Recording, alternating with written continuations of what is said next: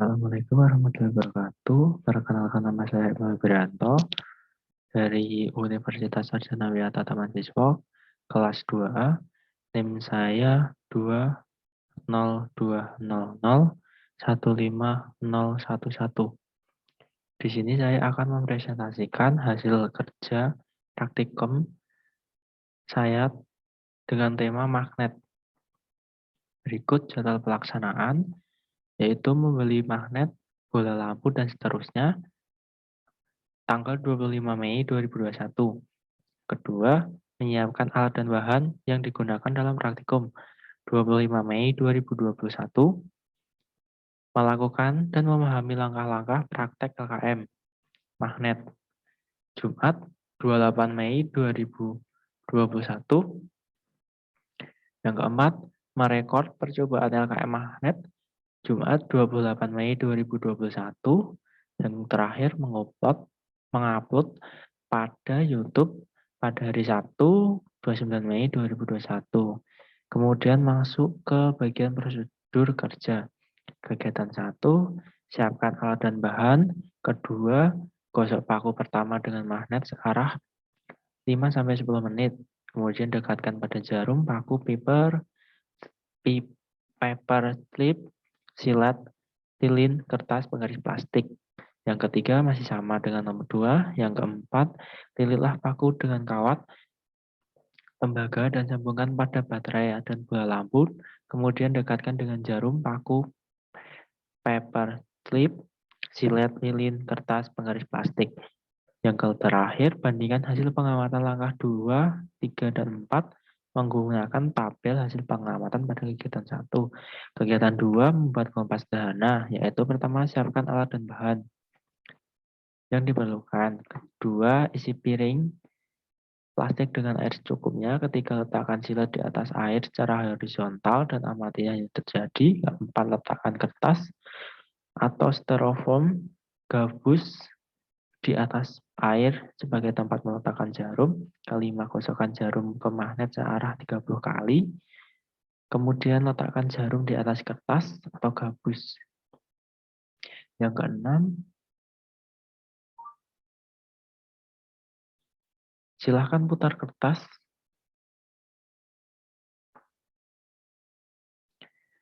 Silahkan putar kertas atau styrofoam ke segala arah, yaitu timur, selatan, barat, dan lain-lain, selain arah utara. Kegiatan 3, mengetahui arah medan magnet. Yang pertama, siapkan alat dan bahan yang diperlukan, seperti kertas HVS, magnet, dan serbuk besi. Kedua, letakkan magnet di atas kertas HVS, kemudian taburi serbuk besi, dan amati apa yang terjadi, dan jangan lupa didokumentasikan. Masuk ke bagian selanjutnya, yaitu hasil pengamatan. Hasil pengamatan kegiatan 1. Di sini, benda jarum digosokkan, ia akan menempel. Karena jarum termasuk pada kategori magnet, yaitu benda logam ataupun besi. Induksi, dia juga menempel karena jarum jika ditempelkan pada paku dan digosokkan maka akan menempel pada paku tersebut karena terjadi perpindahan antara magnet yang berasal dari magnet. Perpindahan dari magnet yang berasal dari magnet kemudian berpindah ke paku tersebut. Ketika dialiri listrik, jarum juga akan menempel karena arus listrik juga mengandung magnet sehingga jarum tersebut akan menempel pada paku. Selanjutnya, paku. Pada saat paku digosokkan pada magnet, kemudian ditempelkan pada paku satunya, maka paku akan menempel. Hal ini terjadi karena magnet berpindah tempat dari magnet utama yang berpindah ke paku melalui peristiwa penggosokan. Dan itu hanya bisa dilakukan pada paku yang tidak berkarat. Untuk induksi, dia juga menempel. Untuk aliran listrik, dia juga menempel karena arus listrik mengandung magnet. Sehingga paku tersebut dapat menempel dan Bisa dilihat bahwa lampunya juga dapat menyala dikarenakan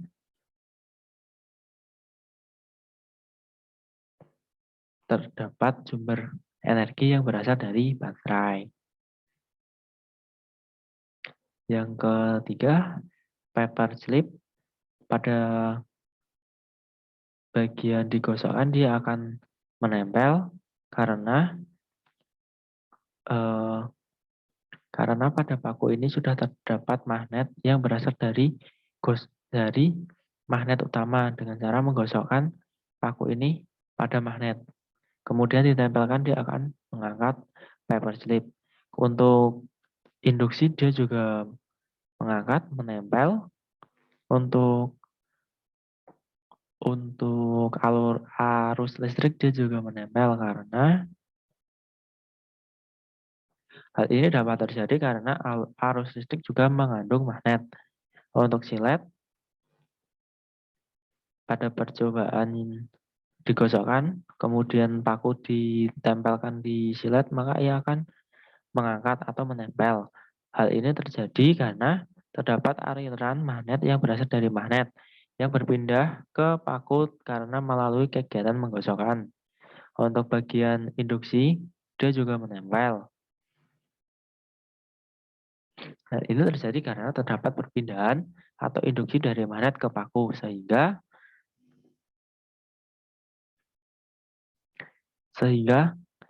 silet pun dapat menempel atau terangkat.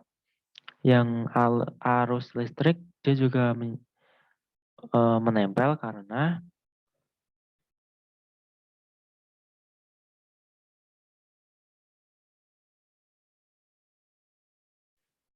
karena terdapat magnet yang berasal dari arus listrik. Yang selanjutnya yaitu lilin. Pada saat kita menempelkan paku yang sudah digosokkan pada magnet kemudian didekatkan pada lilin, lilin tersebut tidak dapat menempel karena lilin tidak termasuk pada golongan besi dan sedangkan magnet hanya dapat menempel atau menarik pada golongan-golongan yang termasuk dalam besi dan sejenisnya. Pada induksi juga sama, dia tidak menempel. Pada arus listrik dia juga sama, tidak menempel. Untuk kertas juga sama, dia tidak menempel karena medan magnet yang berada pada paku tersebut tidak dapat berinteraksi dengan potongan kertas tersebut.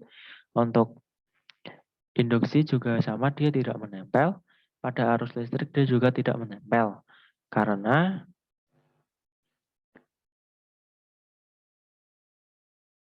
medan magnet yang berasal dari arus listrik tidak dapat berpindah ke potongan kertas tersebut.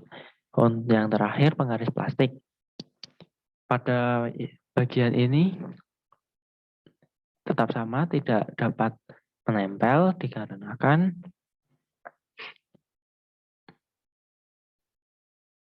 hal ini terjadi karena paku tersebut tidak dapat menempel pada penggaris. Pada induksi dia juga tidak menempel dikarenakan bukan termasuk golongan besi atau sejenisnya. Untuk aliran listrik dia juga tidak menempel karena disebabkan karena arus listrik akan menyala bila salah satu ujung tembaga kita tempelkan pada besi atau aluminium. Sedangkan plastik merupakan bahan yang menjadi penghambat listrik atau medan magnet. Jadi kesimpulannya kenapa tidak bisa menempel pada penggaris karena plastik merupakan sebuah penghambat atau isolator bagi arus listrik. Hasil pengamatan kedua yaitu menyiapkan piring dan memberikan air pada plastik secukupnya. Pada piring plastik secukupnya. Kedua, meletakkan silet di atas air yang terdapat pada piring plastik yang dengan letak yang horizontal. Ketiga, ketika silet sudah berada di atas air, maka letakkan kertas di atas permukaan silet. Keempat, kemudian langkah selanjutnya ialah meletakkan jarum jahit yang sudah digosokkan sebanyak 30 kali. Kemudian letakkan jarum pada permukaan kertas yang sebelumnya sudah ditaruh di atas silet. dan air. Yang kelima, kemudian letakkan jarum, kemudian putar ke segala arah, kecuali arah utara. Dan lihat apa yang terjadi. Yang terjadi ialah setelah kita menunggu atau mengamati beberapa detik, maka kertas yang awalnya mengarah ke segala arah seketika akan kembali ke utara. Kegiatan ketiga, yang pertama menyiapkan alat dan bahan yang berupa magnet, serbuk besi, dan kertas HVS. Kedua, menaruh magnet di atas permukaan kertas HVS. Ketiga, menaburi serbuk besi ke atas permukaan magnet, seperti gambarnya. Keempat, maka dapat dilihat pada gambar di samping, bahwasannya serbuk besi dapat menempel pada magnet karena sifat kemagnetannya yang sama-sama sangat kuat. Sehingga serbuk ini akan menempel pada magnet karena serbuk besi mengandung atom-atom yang berupa besi. Kemudian selanjutnya diskusi, mengapa paku yang digosokkan dengan magnet dapat memiliki sifat magnet? Karena besi dan baja merupakan bahan yang tersusun dari atom. Magnet disebut magnet elementer. Besi baja sebenarnya memiliki arah yang tidak teratur, maka besi baja digosokkan dengan menggunakan magnet tetap dalam satu arah, menyebabkan susunan magnet elementer pada benda tersebut menjadi teratur. Mengapa paku yang ditempelkan pada atau dengan magnet dapat memiliki sifat magnet? Karena paku yang ditempelkan dengan magnet dapat memiliki sifat magnet karena pada umumnya setiap benda logam yang menempel pada magnet dapat berubah jadi magnet pula, sehingga mampu menarik logam di sekitarnya. Namun sifat magnet yang ada pada logam tersebut hanya bersifat sementara atau sebentar. Ketiga, mengapa paku yang dialiri oleh arus listrik dapat memiliki sifat magnet? Karena akan menimbulkan magnet. Hal tersebutlah yang menyebabkan paku memiliki sifat kemagnetan. Yang keempat, jelaskan prinsip kerja kompas sederhana. Ada kegiatan 2. Prinsipnya yaitu saya menggunakan daya tarik menarik antara magnet pada jarum kompas dengan kutub magnet bumi, sehingga si LED yang diletakkan pada wadah atau piring plastik akan selalu menunjukkan arah kutub utara dan selatan secara tetap. Mengapa serbuk besi membentuk porsi sesuai dengan percobaan yang Anda pada kegiatan 3. Serbuk besi pada kegiatan 3 ini dapat membentuk posisi yang sesuai, dikarenakan pada magnet terdapat garis gaya, ataupun gaya magnet atau medan magnet yang paling banyak pada kutub-kutubnya, karena medan magnet memiliki medan yang sangat besar. Kemudian pada saat kertas sudah dijauhkan, maka dijauhkan dari magnet dan arah serbuk besi akan tetap mengikutinya ke arah magnet, dikarenakan adanya gaya tarik-menarik pada magnet yang sangat kuat, yaitu gaya tarik-menarik antara kutub utara dengan kutub selatan. Kesimpulan, yaitu 1. Mengetahui tata cara membuat magnet sederhana dan mengetahui tata cara membuat kompas sederhana. Kedua, dapat mengetahui cara yang paling cepat untuk memberikan sifat kemagnetan pada sebuah benda. Ketiga, kita dapat mengetahui dari ketiga cara tersebut cara yang manakah yang dapat memiliki sifat kemagnetan sementara dan selamanya.